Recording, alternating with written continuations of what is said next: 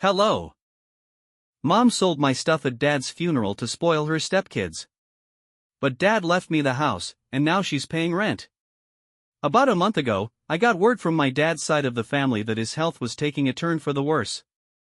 Hearing this, I didn't hesitate. I packed up and decided to stay with him for a while to make sure he had the care he needed. My parents had been divorced for years, and when Dad moved out, I stayed with Mom. Sure, we had our weekends and holiday visits, but it wasn't the same as having him around every day. Dad and I were closer than I ever was with Mom. He just got me, you know? No matter what I was going through, I always felt like he was in my corner, ready to support me in a way no one else could. So, when I heard he wasn't doing well, it felt like life was giving me this rare opportunity to step up for him, to return the love and care he'd always shown me. But life had other plans. Just a week after I moved in, everything came crashing down.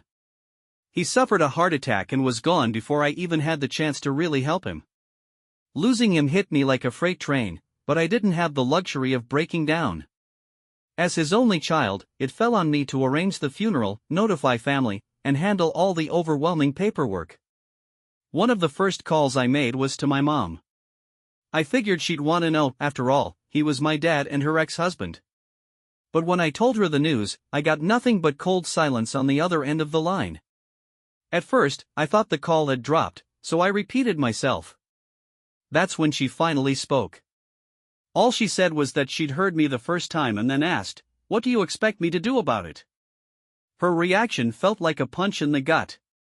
I mean, I knew they had moved on from each other, she'd remarried and built a new life with her husband, but this wasn't about their failed marriage. It was about me losing my father. Couldn't she at least muster a simple, "I'm sorry for your loss"? Instead, I hung up, stunned and hurt. There was no time to dwell on her indifference, though. The funeral needed planning, and there were a million details to sort out. I was trying to stay strong when, out of nowhere, I got a call from our neighbor back home. Her daughter and I had been childhood friends, so I assumed she was reaching out to offer her condolences. Turns out, I was way off. She wanted to know why I hadn't informed her or her daughter about my plans to move out. Confused, I told her I wasn't moving anywhere and planned to return home soon. That's when she hit me with the bombshell. My mom had been telling everyone in the neighborhood that I'd decided to move out. And while I was away, she'd been going through my room, selling or tossing my stuff to make room for her new family. We're talking about things I cherished, my guitar, my books, and even the vintage record player Dad gave me for my 16th birthday. My heart sank as I connected the dots. This wasn't about making space, it was about erasing me to make her new family more comfortable. Furious, I called my mom right away. Before she could even get a word in, I let her have it. I demanded to know how she could sell my things, my memories of Dad, without even asking me. She sounded flustered, stumbling over her words, and kept asking how I found out. When I pressed her for an answer, she finally admitted it. Her husband, Miles, and his kids needed more space, and she thought it was only fair to make the house feel like theirs too. I wasn't mad about sharing space, I had no issue with Miles' kids. In fact, I got along pretty well with Nathan and Stella. But clearing out my room while I was grieving the loss of my dad? That felt like a betrayal. It wasn't just my things she was getting rid of, it was my connection to my father. When I told her this was unforgivable and that she owed me at least the money she'd made from selling my stuff, her response floored me. She admitted she'd already spent it on gifts for Miles' kids. My possessions, the last tangible reminders of my dad, had been turned into shiny new toys for her stepchildren. The worst part? She knew I was heading off to college soon and would have taken most of my belongings with me. But instead of waiting, she took the opportunity to rob me of everything that mattered. It was like she wanted to erase my presence entirely. Even though I was livid, I wasn't about to let her get away with it. Fate had other plans, too. While sorting through Dad's belongings with my uncle during the funeral, we stumbled upon something I never expected: a will. Dad always said he didn't believe in legal documents when it came to family. Relationships shouldn't be dictated by the law, he'd say. Things should happen naturally. So finding this will tucked away in a safe deposit box at the bank was a complete shock. Apparently, he'd put it together after the divorce, leaving clear instructions for my uncle to handle things when the time came. When I first laid eyes on the will, I could hardly believe it. Dad had always said he didn't put much faith in legal documents when it came to family, but there it was, clear as day.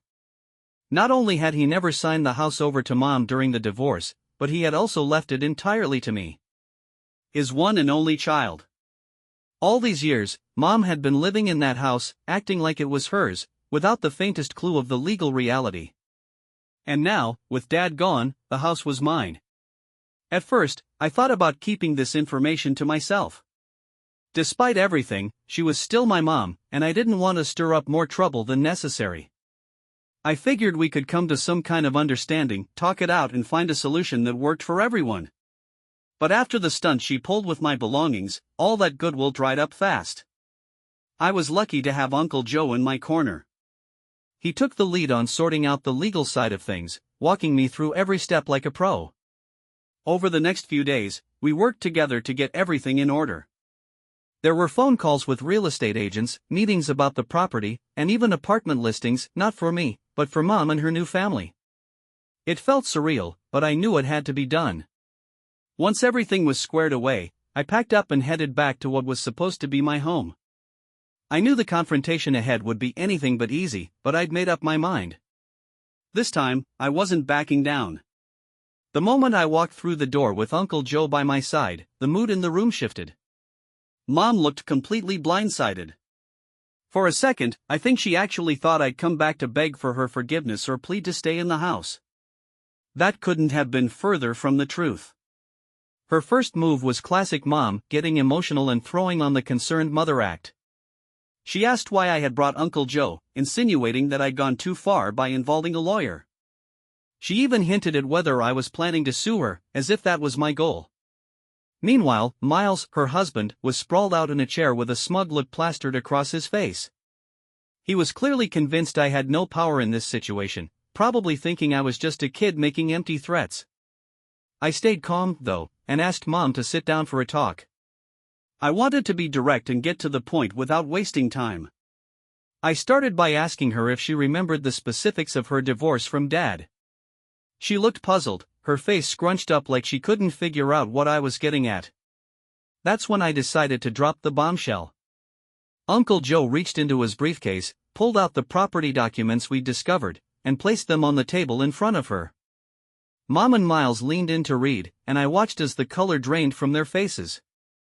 It was like someone had pulled the rug out from under them. Joe calmly explained that Dad had never transferred ownership of the house to Mom during the divorce. Legally, it had remained in his name all these years. And now that Dad was gone, the house had passed directly to me as his sole heir. It was all there in black and white, unarguable and final. For a moment, the room was eerily quiet, as if the weight of the situation was pressing down on everyone. Then, Mom exploded. "This is unfair," she shouted, her voice trembling with anger. "I was his wife, I deserve a share of this house." She went on about how she'd lived there for years, pouring her energy into making it a home. Miles, who had lost his smugness by this point, decided to chime in. He claimed it was unjust for me to take their home away and said they had nowhere else to go. Uncle Joe, ever the calm voice of reason, stepped in to defuse the situation. He explained the law in simple terms, making it clear that I was the rightful owner. He reassured them that this wasn't about throwing them out on the street without notice but about acknowledging my rights they'd conveniently overlooked while tossing out my belongings. Joe even suggested we come to a fair resolution, like compensating me for the items they sold without my consent. But Mom wasn't having it. She turned her frustration on me, accusing me of being heartless and ungrateful. She claimed I was punishing her for moving on with her life, throwing in how much she had sacrificed for me over the years. It was a full-on guilt trip, dripping with manipulation, designed to make me feel like the bad guy. When that didn't work, she went for the big guns, threatening to take me to court. She vowed to fight for what was hers as if that would magically change the facts staring her in the face. I sat there quietly, letting her rant, knowing full well that the law was on my side. All those years of biting my tongue, of letting things slide for the sake of keeping the peace, had prepared me for this moment. When I finally spoke, I kept my voice steady. "Go ahead," I told her. Take it to court if you want to waste both our time and your money. But we both know how it's going to end. I told her I wasn't trying to be unreasonable. I was willing to give them time to find a new place to live. But I was firm, the house was mine, and sooner or later, they'd have to leave. I ended by saying that, after everything that had happened while I was away, it was time for her to move on. I thought that might be the end of it, but Miles decided to stir the pot even more. He stormed out of the room, and for a brief moment, I thought he might finally be accepting the reality of the situation. Boy, was I wrong. About 20 minutes later, he came back, dragging Nathan and Stella, his kids, along with him. The two of them looked bewildered, their eyes darting around the room as if they were trying to figure out why they were suddenly part of this mess. Miles pointed at them dramatically and said, "Is this what you want? To evict innocent children? To take away their home?" His tone was dripping with mock sincerity, like he was trying to paint me as the villain of the story. For a second, I hesitated. Seeing Nathan and Stella standing there, confused and scared, made my heart ache. I cared about those kids, and the thought of them getting caught in the crossfire felt wrong. For a brief moment, I wondered if I was doing the right thing. If I forced those kids out of the house they'd come to see as their home, how was I any different from my mom? That thought gnawed me, but before I could dwell on it, Uncle Joe gave me a pointed look. He reminded me not to get swept up in their manipulative games. "We can handle this in a way that's fair for everyone," he said calmly, as if reading my mind. After some deliberation, we came to a decision: nobody would be kicked out of the house, at least, not yet. The moment Mom and Miles caught wind of this, the tension in the room dissipated. They looked relieved, like they'd just won some kind of twisted game. Mom even started moving toward me like she was about to hug me, her face softening as if we were suddenly on the same side. But I wasn't about to let her rewrite the narrative. I held up my hand, stopping her mid-step. "This isn't over," I said, making it clear I wasn't caving in. The only way they'd be allowed to stay in the house was by paying rent. Not just some arbitrary amount, but a fair market rate determined by an independent assessor. And it wasn't going to be some casual verbal agreement, we'd sign a formal lease to make everything official. The room flipped like a light switch. Relief turned to rage in an instant. Mom's face hardened, and Miles looked like he might actually burst a blood vessel. Mom started yelling. "I'm not paying rent to live in my own home," she shrieked, her voice rising with every word. I kept my tone calm, but my words were sharp. "It's not your home anymore, Mom. And considering you sold off my things and tried to kick me out, asking for rent is more than fair." Uncle Joe, ever the diplomat, stepped in. He reasoned that this was a generous solution, one that ensured the kids wouldn't have to uproot their lives, change schools, or leave their friends. For a brief moment, it looked like Mom and Miles might actually see the logic in it. The kids, Nathan and Stella, were quietly nodding along. They didn't look thrilled, but there was a glimmer of relief in their eyes. At least this way, their lives wouldn't be upended entirely. But then Miles had to ruin it. Before anyone could react, he shoved Uncle Joe, his face red and twisted with anger. "You put him up to this, didn't you?" Miles yelled, spitting out insults as if Uncle Joe was the root of all his problems. The next few seconds were a blur. I rushed to help Joe up while Mom screamed at Miles, trying to hold him back. The kids stood frozen in the corner, their eyes wide with fear. Uncle Joe, steady as ever, pulled out his phone and dialed 911. "Think carefully about your next move," he warned Miles, his voice calm but firm. "Assault is a serious offense, and there's a witness here." For a moment, it looked like Miles might lunge at him again. His fists were clenched, and his body was trembling with rage. But Mom grabbed his arm, her voice finally breaking through his fury. "Stop it, Miles. You're making things worse." The cops arrived not long after, and things got real serious, real fast. They took statements from everyone, but it was clear from the way they looked at Miles that they weren't buying it was just a misunderstanding routine. In the end, Uncle Joe decided not to press charges, much to my relief. The officers gave Miles a stern warning and told him to leave the premises for the night. As he walked out the door, he turned back and hissed, "This isn't over." Once the dust settled, I laid down the law for the final time. I told Mom and the kids they could stay for now. But Miles? He was no longer welcome under any circumstances. Rent payments would start next month, non-negotiable. Mom tried to argue, her voice sharp and biting, but one glance at Uncle Joe shut her up. Later that evening, I pulled Nathan and Stella aside. I could see how shaken they were, and it broke my heart. "I'm sorry you got dragged into this mess," I told them. "None of this is your fault. No matter what happens with the adults, you'll always have a place to stay if you need it." Their faces softened a little, and Nathan muttered, "Thanks," while Stella just nodded. It wasn't much, but it felt like a small step toward making things right. So here we are now. The house is officially mine, Miles is out of the picture, and Mom, well, she's alternating between giving me the silent treatment and trying to guilt-trip me into changing my mind. We're talking full-on after all I've done for you, and I carried you for 9 months theatrics. It's exhausting, but honestly, the silence is an improvement over the screeching. Nathan and Stella are walking on eggshells, and I can't blame them. I'm doing my best to shield them from the chaos, but there's only so much I can do. Uncle Joe has been my rock through all of this.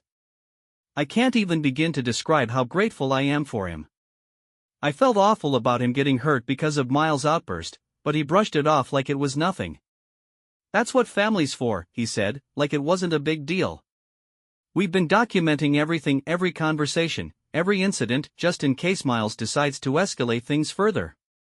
For now, he's gone, and the house feels a little less tense without him here.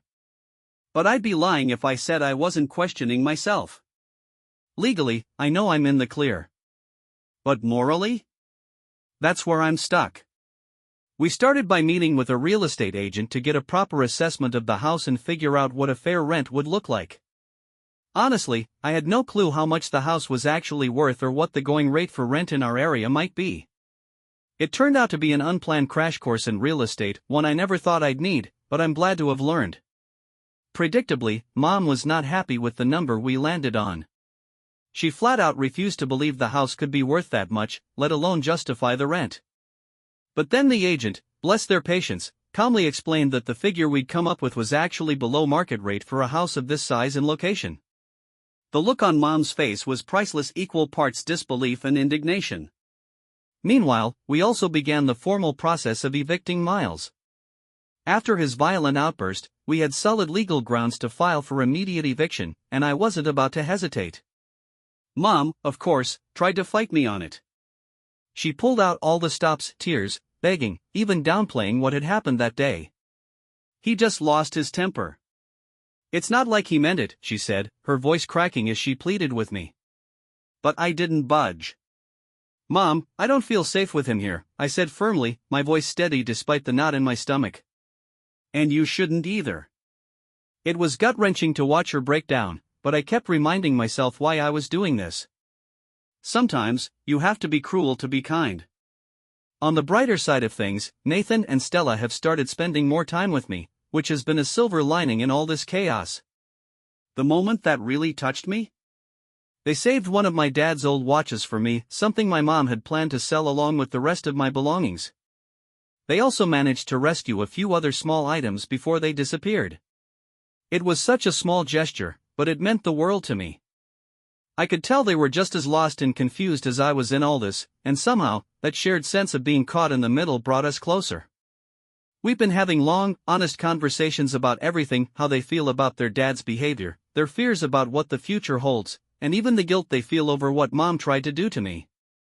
I've been as transparent with them as I can be, treating them like adults because I think they deserve that respect. At the same time, I've made it crystal clear that if their dad tries to contact them or shows up at the house, they need to tell me or Mom immediately. I'm doing everything I can to protect them from him because, honestly, who knows what Miles is capable of at this point. For now, my focus is on stabilizing everything before I leave for college. It's been a whirlwind few days, but for the first time in a long time, I feel like I'm starting to take control of the situation. There's still so much to do: legal paperwork, setting up family therapy, which I'm seriously considering, and trying to rebuild some semblance of trust. But for the first time since Dad passed, I feel like I'm standing on solid ground. To everyone who's offered support and advice, thank you. Truly. Your words have meant more than you could ever know. I'll update again if anything major happens, but for now, I'm taking it one step at a time. Wish me luck. Update 2. Hey everyone, hope you're all doing well. I saw a lot of questions in the comments and thought it might be helpful to address some of them. First off, yes, I've been keeping detailed records of everything, every conversation, every incident, even the sale of my belongings. I've also changed the locks on the house, and the only people with copies are me, Mom, Nathan, and Stella. I'm looking into installing security cameras as well, just in case Miles decides to pull anything.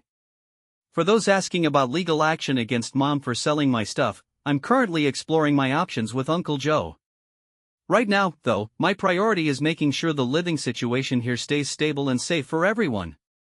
Reading through your comments got me reflecting on the past, and I realized there were so many warning signs leading up to all of this, things I either ignored or didn't want to see at the time. After my parents divorced, it was decided I'd live with Mom while Dad visited regularly. That arrangement worked fine until Miles entered the picture. Looking back, the problems started almost immediately after they got married. Miles had this habit of subtly trying to push me out of the house.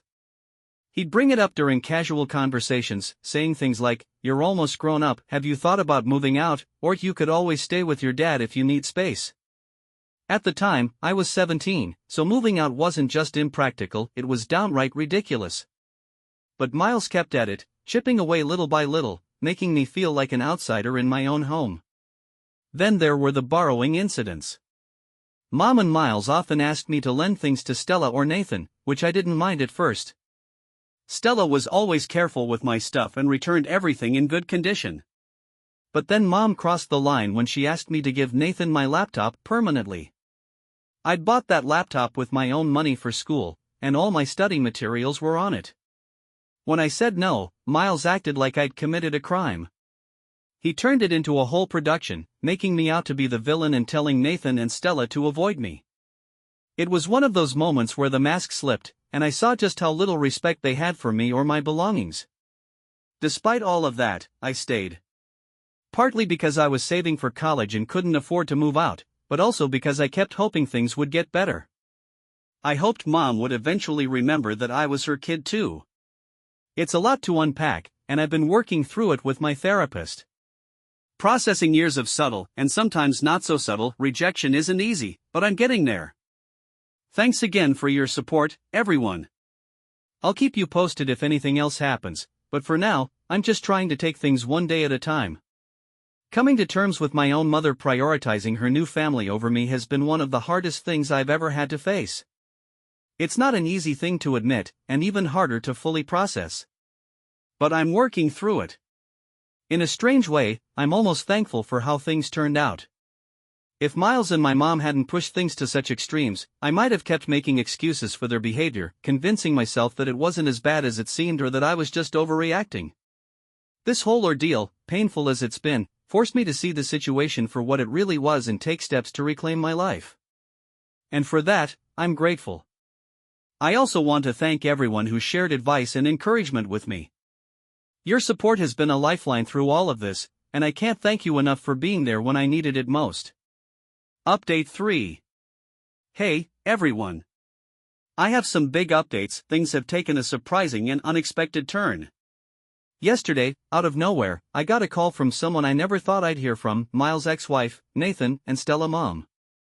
In a small town like ours, news travels fast, and apparently, she'd heard about everything that's been happening. She asked if we could meet up, and curiosity got the better of me, so I agreed. We met at a local coffee shop, and after a bit of small talk, she cut straight to the point. What she told me was a bombshell I hadn't seen coming. For years, Miles has been skimping on his child support payments. He had been using the excuse of supporting my mom and our household to justify not paying her what he legally owed. According to her, the child support was court-ordered, but Miles had twisted the narrative, claiming his financial contributions to our household were enough to cover his obligations. It turns out Miles' obsession with keeping Nathan and Stella living in our house wasn't about family unity or convenience, it was all about money. By keeping the kids with him, he could argue that he was directly supporting them and avoid paying child support altogether. It was a selfish, calculated move that prioritized his own financial interests over his kids' well-being. Miles' ex-wife also revealed something that broke my heart. She hadn't seen Nathan and Stella in years. Miles had been moving them from place to place, keeping her at arm's length and making it nearly impossible for her to stay in contact. It was clear that his manipulation extended far beyond our household. She then asked if I would be willing to testify if things escalated to a legal battle. She wanted me to confirm the truth about the living situation, Miles' involvement in our household, and his lack of financial contributions. I didn't hesitate. Nathan and Stella deserve better, and if I can help set the record straight, I'll do it. This new development means Miles isn't just facing eviction from the house, he could also be in serious legal trouble for unpaid child support. If he doesn't pay what he owes, he could face fines or even jail time.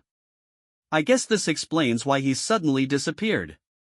Miles' ex-wife also asked if she could see Nathan and Stella, and I assured her that we'd make it happen. I know they'd love to reconnect with their mom after all this time. When I told my mom about all of this, her reaction was complicated. At first, she flat out denied it, insisting that Miles would never do something like that. But as I laid everything out, her expression shifted. She looked just as blindsided as I felt when I first heard the news. As much as I haven't forgiven her for everything that's happened, I couldn't help but feel a pang of pity. She's been betrayed too, though. Knowing her, it's hard for me to muster much sympathy. It's like she's finally reaping the consequences of her choices. At this point, I think we can all agree that Miles is the ultimate villain in this mess. My mom isn't innocent by any stretch, but I guess she's paying her own price for the role she played in all of this. We're all just hoping that everything with Miles gets resolved soon so we can finally move on with our lives. I'll say it again, I'm so grateful for all of you. Your advice, encouragement, and support have been a beacon of hope during one of the darkest times in my life. I'll keep you posted if there are any more developments, but for now, I'm taking it one day at a time. Take care, and thank you for being there. Bye-bye.